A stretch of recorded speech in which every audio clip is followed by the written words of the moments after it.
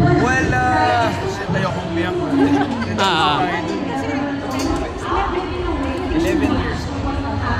Well, for me, first of all, I just want to thank God, of course, for giving me this project, for giving me this character. Since General Luna, the next is Goyo, then down to Manuel Quezon. It's been a journey for me, and I'm really, really proud. And I feel really, really glad for having this character for a long time, for 11 years to be exact. At wala, napamahal na ako dito sa character na to.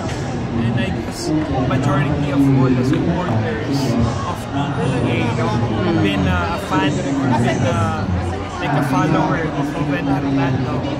Kaya coming from the bottom of my heart, maraming salamat po sa lahat ng mga sumuporta sa amin, sa TTA, sa akin, as your Joven Hernando, and of course our TTA family, of course led by Sir Ed Rocha and Sir Nando Ortigas, and our lovely, a great man, a good friend, a mentor, Direk Gerald Tarong. Maraming salamat, Chong. Ay na, mahal kita. Bakit sa tingin mo mahalaga yung ganitong pelikula right now? Well, first of all, it's really, really important. No? It's an open eye for everyone. No? Kasi it's been a long time na rin na we're not doing any historical films or any quality historical films. Ako, I would proudly say, proud ako sa trabaho po ng aking director na si Direk Gerald Tarong. Salamat sa matinding paghihimay, matinding pagre-research, matinding pasensya, matinding pagmamahal para sa bayan. Nabuhay ang film industry dahil sa'yo. Kaya nagpapasalamat kami lahat sa'yo. Would you say na ito yung pinaka-challenging role ni Joven dahil nga lumaki na siya, tumanda na siya, at ngayon, nga, parang nagka-prosthetic siya, puting buhok ka na, di ba? Kahit sa totoong buhay, meron na rin ako puting grabe lang, hindi lang din ako makapaniwala no, na we're gonna make a film like this kind of material. And well, for me, siguro, it's a treasure here in film industry, especially in our Filipino industry, movie industry. For sure, karamihan sa atin hindi makakalimutan ang General Luna, ang Goyo, and of course ang Manuel Quezon. So it's a trilogy movie, and again, I hope we gave you guys like a justifiable material just to showcase our talents or our facts about so many things. No?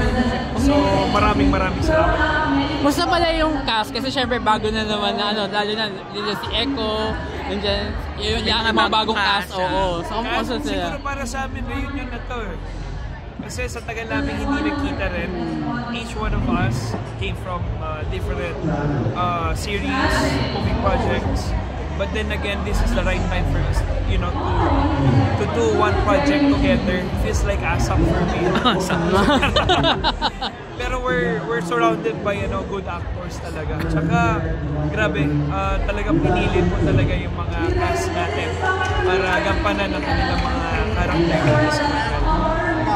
This is the last time that we can see Joven in Quezon. I hope no. Wag muna. Baka spin-off. Wag muna. I hope not, no. I'm not closing my doors for my character. Well, if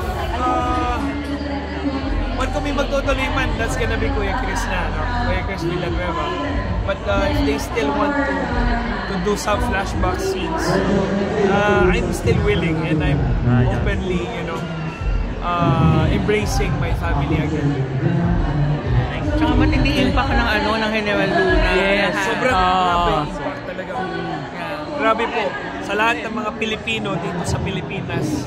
Maraming salamat po sa pagmamahal at suporta na binigay ninyo. And also, parang ito yung most impactful na character mo na ginampanan sa movie. Yes, considering na yun sa fictional character. Yeah. Hindi po siya totoong tao sa mga kwento, no? Nakakatuwa dahil tumawid ako sa 3 pelikula. And I'm somehow na-feel Joven kasi, di ba? He's representing youth. Yes, para may kakapigan din sila. So be it naman, nangyari yung mga dapat mangyari, and thank you for connecting. Thank you for connecting Joven's character. Yeah, so thank you. Can you please invite everyone to watch Quezon? Opo, inibitahan ko po lahat na panoorin ang Manuel Quezon. Malapit na in all cinemas.